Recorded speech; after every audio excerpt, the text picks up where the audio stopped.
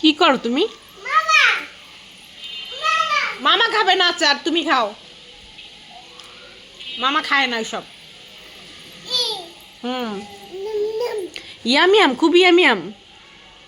এটা কি জানো? চালতার আচার।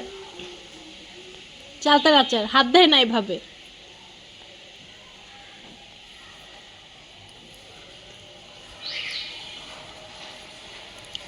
কি খাও তুমি? চালতার আচার খাও? আমি নিব না।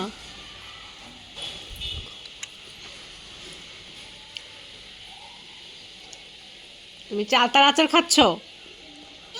এটা কি উচিত হচ্ছে? নান ওখানে রেখেছে রোদে শুকানোর জন্য, তুমি ধরে ধরে খাচ্ছ কেন?